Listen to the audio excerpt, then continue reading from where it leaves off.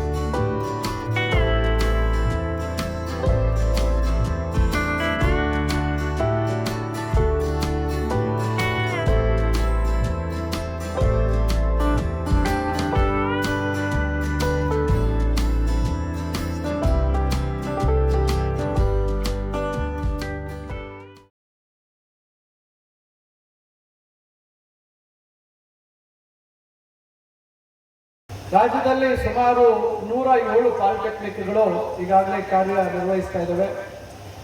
ಇದರಲ್ಲಿ ಆಶ್ಚರ್ಯದ ವಿಷಯ ಏನಂದ್ರೆ, ಸುಮಾರು 3 ಪಾಲಿಟೆಕ್ನಿಕ್ ಅಲ್ಲಿ ಕೇವಲ ಒಂದೇ ವಿಷಯ ನಡೀತಾ ಇತ್ತು.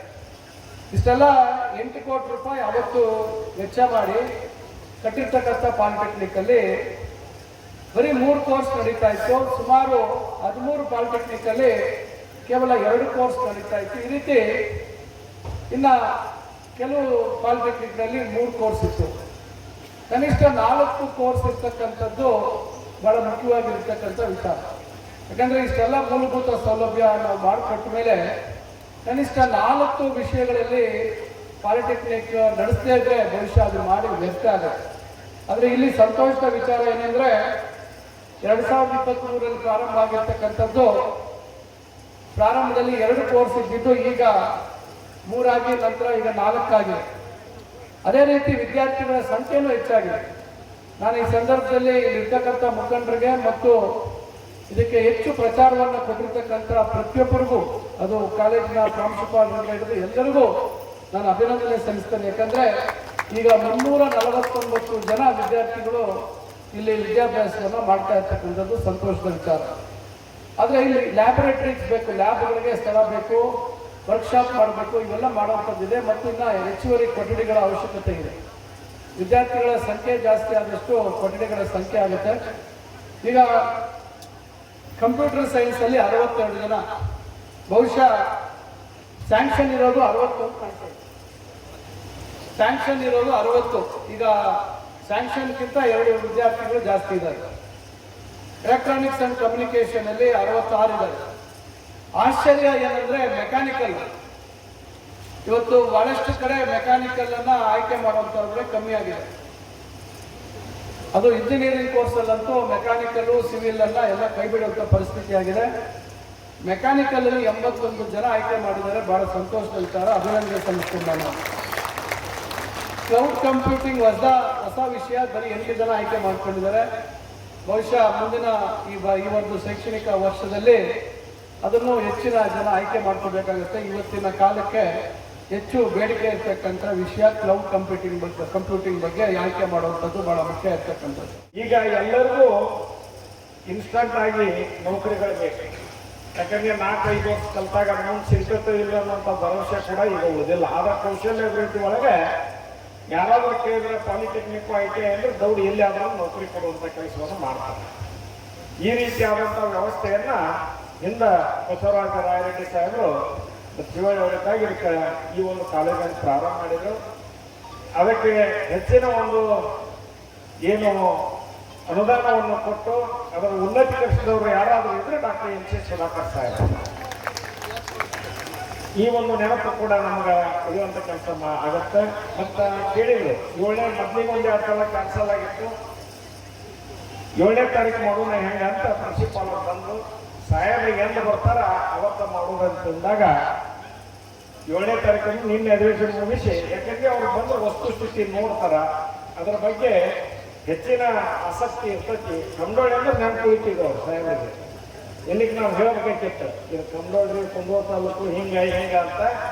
ಈಗ ಅದೇನು ನಮ್ಗೆ ಉಳಿಲಿಲ್ಲ ಈಗ, ಯಾಕಂದ್ರೆ ಇಲ್ಲಿ ಊಟ ಮಾಡಿದ ಸಾಹೇಬ್ರದ್ದು ಹಿಂಗಾಗಿದೆ, ನಮ್ಮನ್ನೇ ನೆನಪು ಬರೋದಿಲ್ಲ ಅಂತ ನಾವು ತಿಳ್ಕೊಂಡೇವೆ.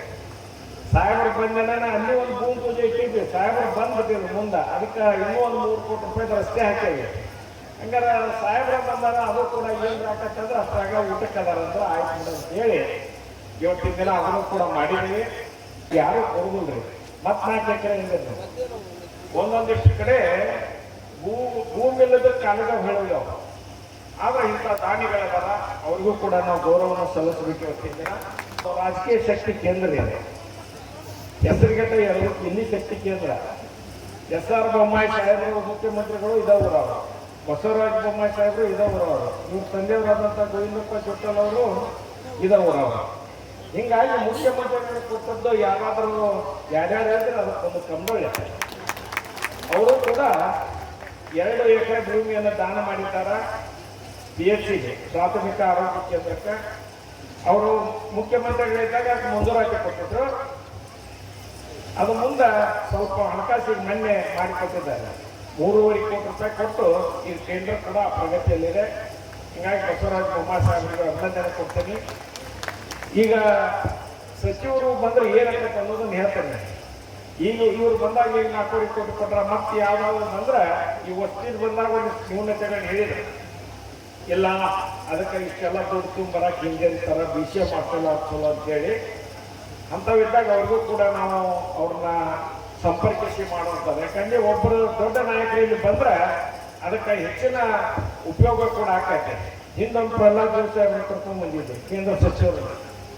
ಆ ಚೌಡಿ ಬಾಜುಕೊಂದು ಸ್ಕೂಲ್ ಬೀಳುವಂಗಾಗೈತೆ, ಸಾಹೇಬ್ರ ಇದೊಂದು ಬೀಳುವಂಗಾಗೈತೆ ಅಂತ ವಿದ್ಯಾರ್ಥಿನಿಯರು ಅಂದ್ರೆ ನೋಡಿದ್ರೆ ಹೋಗಿ ಒಂದು ತಿಂಗಳ ಬರೋಣ ಎಲ್ಲ ಸ್ಕೂಲಾಗ ಕಟ್ಸಕ್ಕೆ CSR ಫಂಡ್ ಆಗಿದೆ ಅಂತಂದು ಕೊಡ್ತಾರೆ.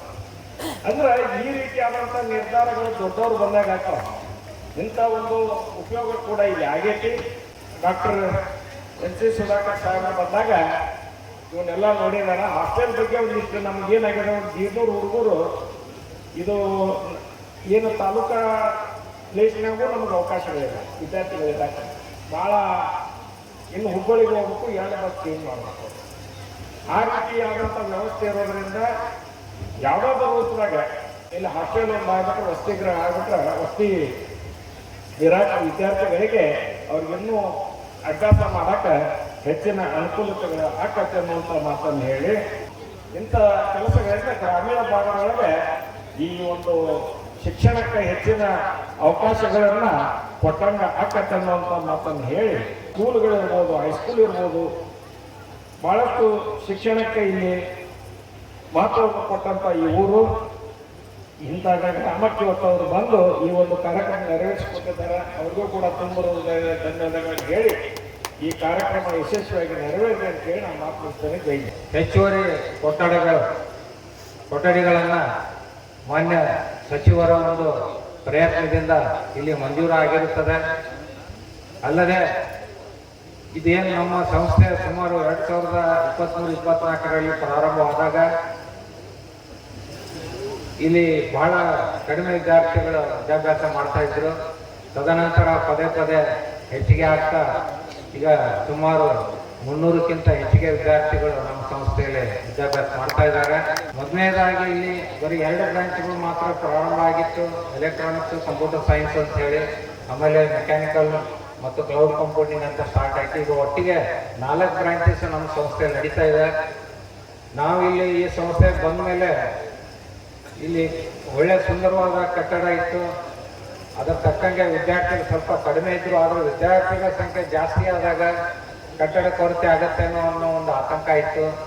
ಆದರೆ ನಮ್ಮ ಗಣ ಸರ್ಕಾರದ ಮಾನ್ಯ ಸಚಿವರು ಹಾಗೂ ಶಾಸಕರು ಎಲ್ಲ ಪ್ರಯತ್ನ ಮಾಡಿ ಇಲ್ಲಿ ನಮಗೆ ಅನುದಾನ ಬಿಡುಗಡೆ ಮಾಡಿ ಹೆಚ್ಚುವರಿ ಕೊಠಡಿಗಳನ್ನು ಕೊಡ್ತಾ ಇದ್ದಾರೆ.